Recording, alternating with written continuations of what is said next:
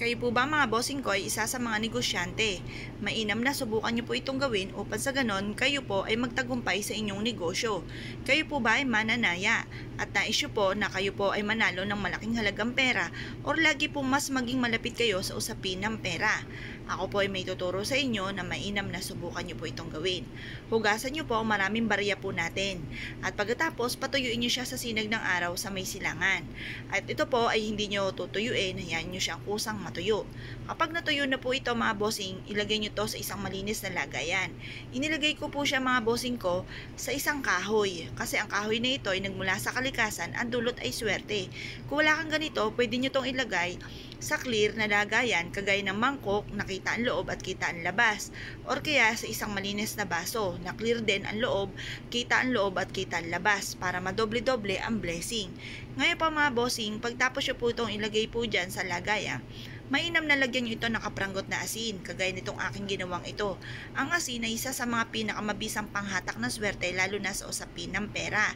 At pagkatapos mga bossing ko, kailangan natin ng chamomile. Alam nyo po ba na ang bulaklak na ito mga bossing ko ay naghahatak ng for abundance.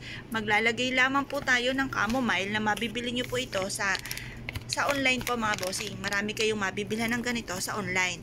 Maglalagay lang kayo ng mga ilang piraso na chamomile diyan po sa inyo pong lagayan sa may ibabaw po ng inyo pong barya at mag-wish po kayo sa may silangan. Sabihin nyo na sa pamamagitan nito ay magtutuloy-tuloy ang pasok ng swerte at kailanman na hindi na kayo mamumblema tungkol sa usapin ng pera. Lagi kang iaadya kung saan lagi po kayo ay suswertihin. Sabihin nyo na po ito nang mula sa inyong pong puso na walang gamit na sana, direct to the point. Pagtapos na po kayo mag-wish mga bossing ko, ibilad nyo ito hanggang alas 8 ng umaga sa may silangan. Patapos nyo po itong ibilad ng alas 8, kunin nyo po ito at ilagay sa kwarto po ninyo or kaya sa altar or kaya sa center table ng inyong pong tahanan.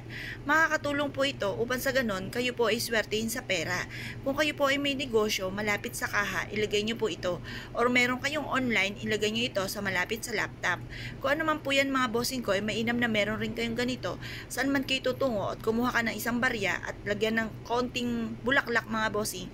At ito po ay dalhin kahit saan kayo magtungo para lagi kayo susundan ng swerte lalo na sa pera. Kung kayo po ay naniniwala sa mga gatong mga pamamaraan at isa ka sa mga nagpaplano ng gumawa ng ganito, ito po isa sa mga pinaka-the best na dapat ay meron po tayo. Subukan nyo po itong gawin at good luck po sa inyong lahat!